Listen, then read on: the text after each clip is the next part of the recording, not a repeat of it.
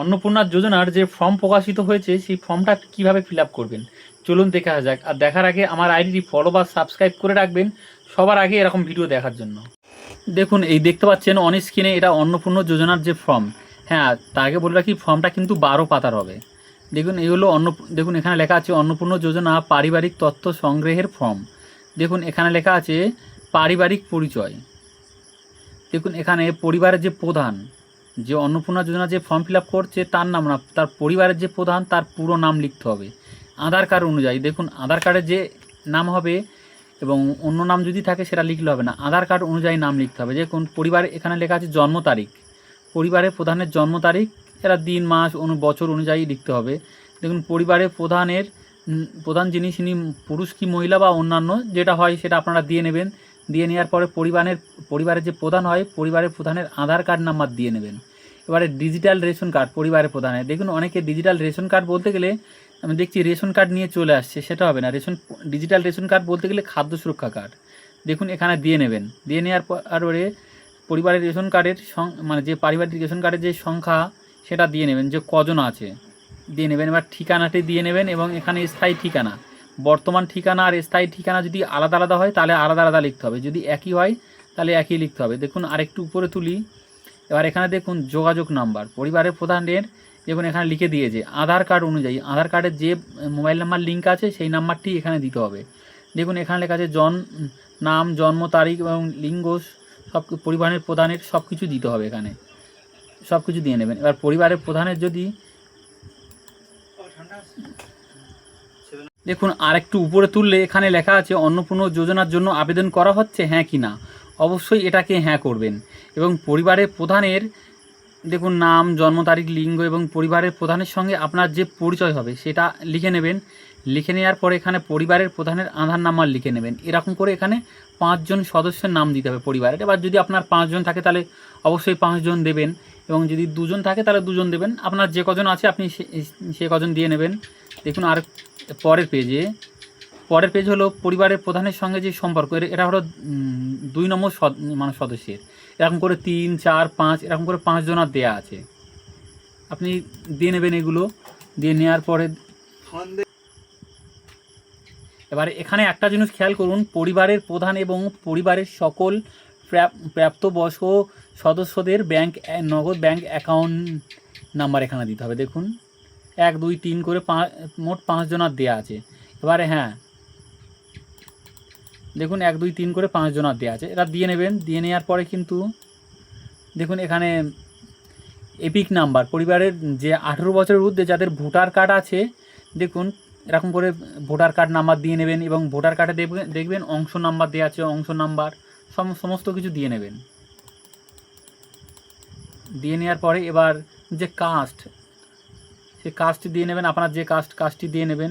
এবারে আপনার digital ration card আছে কি না এখানে হ্যাঁ অথবা না করবেন, আপনার যেটা আছে আপনি সেটা দিয়ে নেবেন। এবং যদি রেশন কার্ড থাকে তাহলে সেটা কি ক্যাটাগরির, দেখুন এখানে সমস্ত রকম ক্যাটাগরি দেওয়া আছে, আপনি আপনার যে ক্যাটাগরিতে হয় সেটা দিয়ে। এবার দেখুন এখানে আপনি যে রেশন কার্ডে মাসিক মাল ধরেন কি না, এখানে দেখুন লেখা আছে দোকান থেকে মাসিক মাল তুলছেন কি না, সেটা হ্যাঁ অথবা না করবেন। আপনার ক্ষেত্রে যেটা হয় আপনি সেটা করে নেবেন। দেখুন এখানে আপনার সম্পদ, দেখুন বাড়ির ধরন, আপনার বাড়ি কি আছে, পাকা বাড়ি না কাঁচা বাড়ি, আপনি এখানে দেখুন টিক বক্স আছে, আপনার যেটা হয় আপনি দিয়ে নেবেন। এবারে পরিবারের মালিকানা, দেখুন আপনার নামে যদি কোনো জমি থাকে বা কিছু থাকে আপনি সেটা এখানে হ্যাঁ অথবা না করবেন। করে নেওয়ার পরে দেখুন ভিডিওটা একটু বড় হচ্ছে কিন্তু কিছু করার নেই, ফর্মটা হলো 12 পাতার ফর্ম, তো 12 পাতা এটা সমস্ত কিছুটা আপনাদেরকে দেখাতে হবে। দেখুন এখানে পরিবারের সকল সদস্যদের মোট জমির পরিমাণ, এটা তো আপনাকে লিখতেই হবে।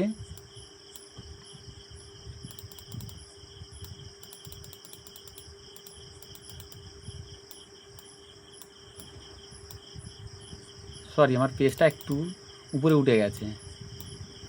হ্যাঁ দেখুন জমির পরিমাণটাও লিখতে হবে, কত শতক, এবার রেজিস্টার করা আছে কি না, আপনার বাড়ি যদি বাইক বা 4 চাকা 2 চাকা সেটা আছে কি না সেটাও লিখতে হবে। লেখার পরে দেখুন পারিবারিক ভিত্তিক যে স্বাস্থ্য বিমা যদি করা থাকে সেগুলো দিতে হবে, কার কার করা আছে কার কার করা নেই, এগুলো যদি থাকে তাহলে সেটা দিয়ে নেবেন। এবং সরকারি কি বেসরকারি সেটাও দিয়ে নেবেন। দিয়ে নেওয়ার পরে দেখুন এখানে কোনো সদস্য কি আয়কর বা ইনকাম ট্যাক্স যদি দেয় তাহলে সেটাও দিয়ে নিতে হবে, এবং পরিবারের সদস্যদের যদি প্যান কার্ড থাকে অবশ্যই এখানে দিয়ে নিতে হবে। কোন কোন সদস্যরা আছে, কোন কোন সদস্যের নেই, থাকলে দেবেন, না থাকলে দেওয়ার দরকার নেই। দেখুন কর্মসংস্থানের ধরন, এবার আপনার পরিবারে যে প্রধান সে কী কাজ করে কী কাজ করে না, এখানে সমস্ত রকম পেশা দেওয়া আছে। আপনাদের ক্ষেত্রে যেটা আপনি সেখানে টিক মার্ক করবেন।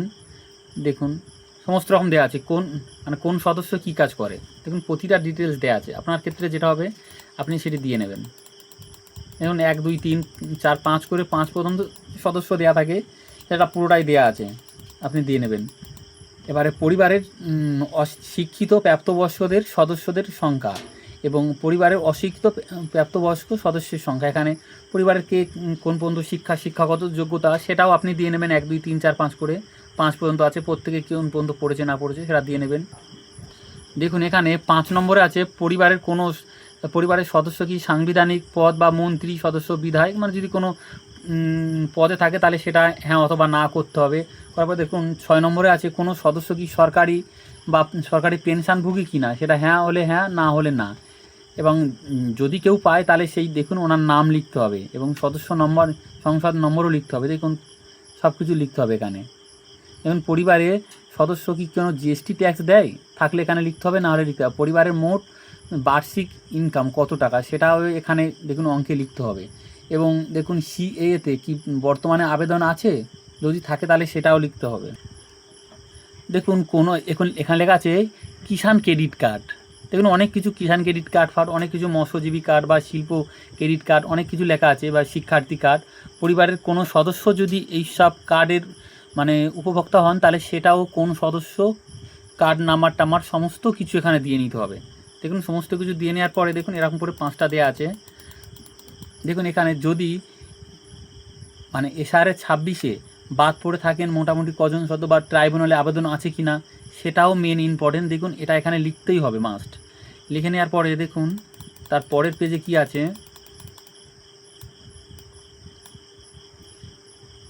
বিদ্যালয়ে অবতরণে পরিবারের সকল শিশুর নাম।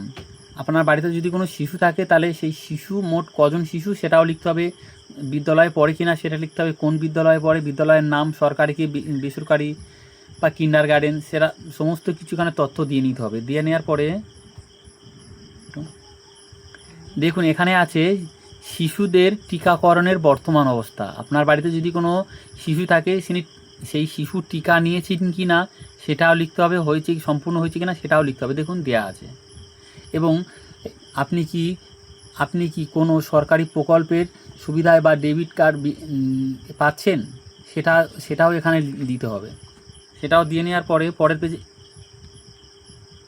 এখন সময় ভাগে বন্ধ করছি না, এটা উঠতো 7:30।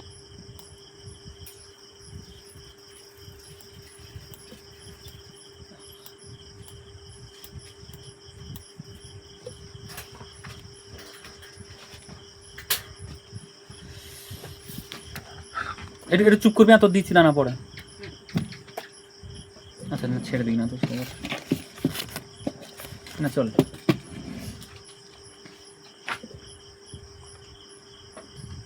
দেখুন অনেকগুলো পেজ ছিল ওই একই রকম, আমি আস্তে আস্তে তুলে দিচ্ছি। আমি চাইছি যে ভিডিওটা ছোটো হোক, সেই জন্য আমি শর্টেই করছি। দেখুন এখানে সত্য এবং প্রযোজ্য আমি সকল ক্ষেত্রে এখানে আপনারা ভালো করে পড়ে নেবেন। এখানে আপনার স্বাক্ষর হবে এবং ফটো একটি পাসপোর্ট সাইজের ছবি এখানে দিতে হবে। দেখুন দিয়ে নেওয়ার পরে দেখুন এই যে পেজটা আছে এটাও ফিল আপ করতে হবে, কিন্তু এটা আপনাদের না, এটা শুধুমাত্র সরকারি ব্যবহারের জন্য। তারপরে নিচে কি আছে দেখুন, এটা সরকারি ব্যবহারের জন্য। মোটামুটি আমি পেজটা পুরোই কমপ্লিট করে দিলাম কীভাবে ফর্মগুলো ফিল আপ করতে হবে। এবং এই অন্নপূর্ণা ভাণ্ডার সম্পর্কে আপনাদের যদি কোনো মতামত থাকে অবশ্যই কমেন্ট করবেন। এবং এই ধরনের আপডেট পেতে হলে বা দেখতে হলে অবশ্যই আমার প্রোফাইলটি ফলো করে পাশে থাকবেন।